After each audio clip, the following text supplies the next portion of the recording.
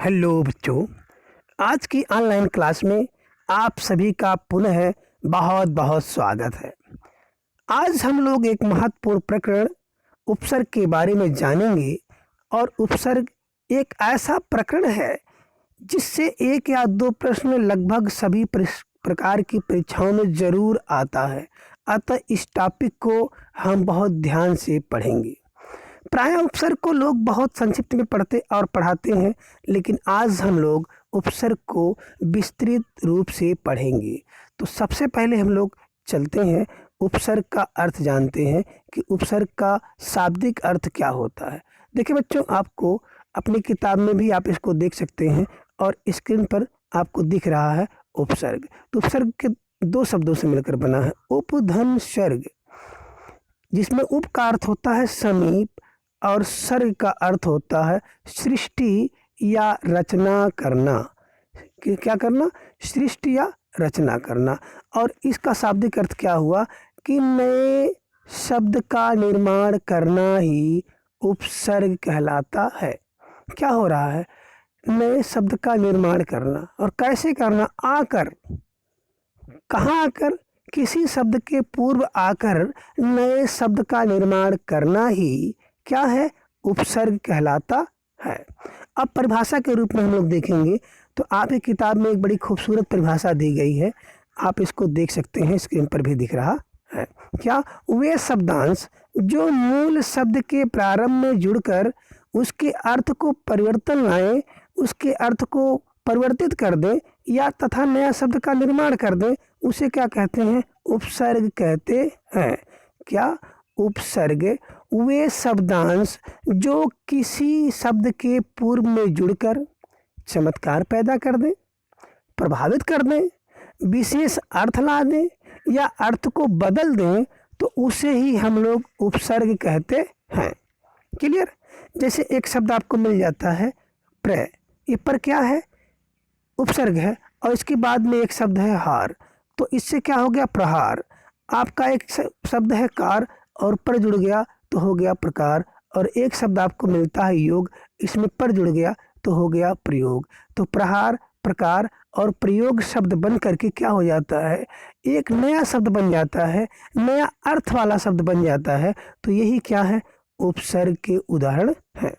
आगे हम लोग उपसर्ग से संबंधित कुछ विशेष बातों के बारे में जानकारी प्राप्त करेंगे। जैसे पहला क्या है कि उपसर्ग के बारे में जान लीजिए कि उपसर्ग की विशेषताएं कौन कौन सी हैं।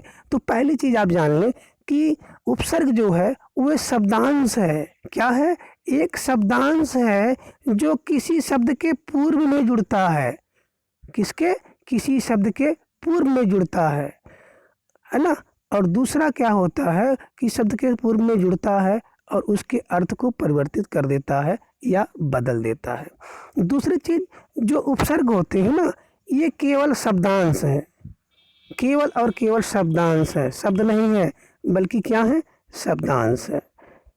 तीसरी बात है कि जो उपसर्ग है इनका स्वतंत्र अर्थ नहीं होता है, लेकिन जब किसी शब्द के साथ प्रयोग किए जाते हैं तब ये अर्थवान हो जाते हैं। स्वतंत्र तो कोई अर्थ नहीं है, लेकिन जब किसी शब्द के साथ प्रयोग होते हैं तब ये अर्थवान हो जाते हैं। और चौथा है, उपसर्ग के योग से संधि और समास बनता है। चौथी बात क्या है कि उपसर्ग के योग से संधि और समास पद बनते हैं। संधि पद और समास पद बनते हैं। और संयोग द्वारा भी उपसर्ग बनता है। अगर कोई संयोग हो जाता है तो भी उपसर्ग का निर्माण होता है। और उपसर्ग क्या होता है? अव्यय के स्वरूप होते हैं या अव्यय की तरह होता है, इसलिए इसको बदला नहीं जा सकता है। और एक बात और जान लें कि उपसर्ग सदैव विकारी शब्दों के साथ प्रयोग होते हैं।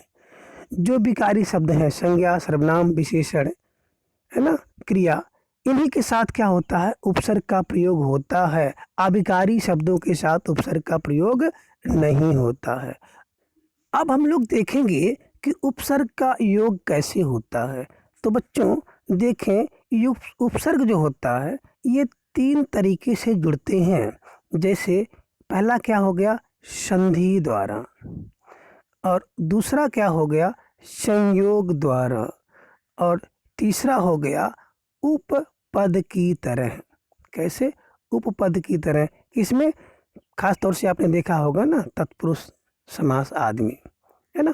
तो संधि की तरह, संयोग की तरह और उपपद की तरह जो है उपसर्ग क्या करता है, किसी शब्द के साथ जुड़ता है या मिलता है।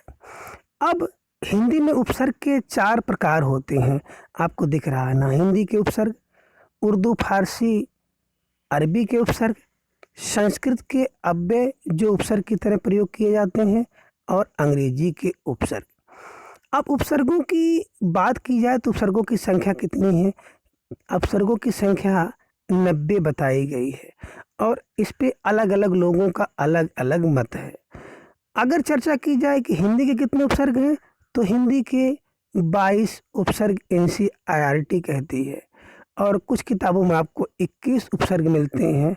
तो 21 उपसर्ग जब मिलेंगे तो आप का प्रयोग हिंदी में नहीं किया जाता है, इस कारण से 21 उपसर्ग मिलता है, और NCERT में उपसर्गों की संख्या 22 बताई गई है। दूसरी चीज़, संस्कृत के उपसर्गों की बात की जाए तो संस्कृत में 22 उपसर्ग हैं। तो इस प्रकार से उपसर्ग की संख्या अलग अलग बताई गई है, और जो विदेशी उपसर्ग हैं इनकी भी संख्या 22 बताई गई है। अर्थात हिंदी के 22, संस्कृत के 22, और विदेशी शब्दों को देखा जाए तो उनकी भी संख्या 22 ही बताई गई है। चलें, अब हम लोग कुछ उपसर्ग देखेंगे और उनके द्वारा जो शब्द बना है उसको देखेंगे। देखिए बच्चों, हिंदी के कुछ उपसर्ग आपको दिख रहे होंगे, जैसे आ और अन, अध, आओ, उ, उन, का और कु।